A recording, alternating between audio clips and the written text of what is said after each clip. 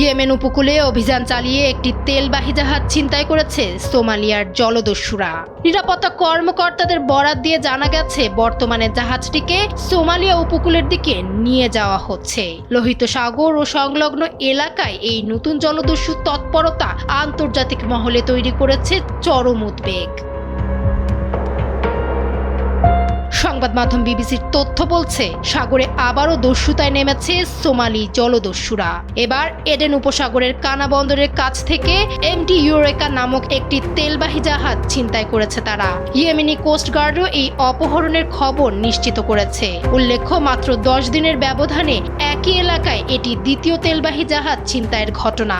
এর আগে গত 22 এপ্রিল 18,500 ব্যারেল জ্বালানি তেল সহ অনর 25 নামের আরও একটি জাহাজ মোগাদিশু যাওয়ার পথে দস্যুদের কবলে পড়েছিল।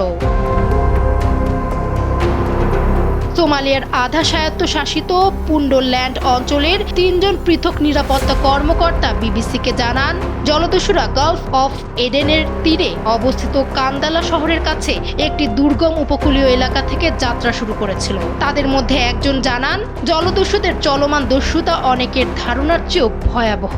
উপকূল জুড়ে সশস্ত্র গোষ্ঠীগুলোর গতিবিধি বাড়ছে।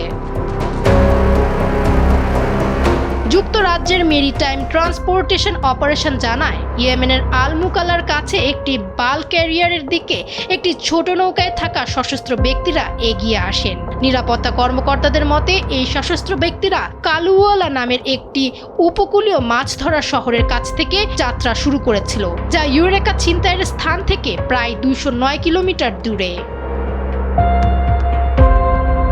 সোমালিয়া কর্তৃপক্ষ এবং ইউরোপীয় ইউনিয়ন নৌবাহিনী সোমালিয়া উপকূলে জলদস্যুতা দমনে কাজ করে, যদিও তারা এখনও এই ঘটনা নিয়ে কোনো মন্তব্য করেনি। ডেস্ক রিপোর্ট, সময়ের আলো।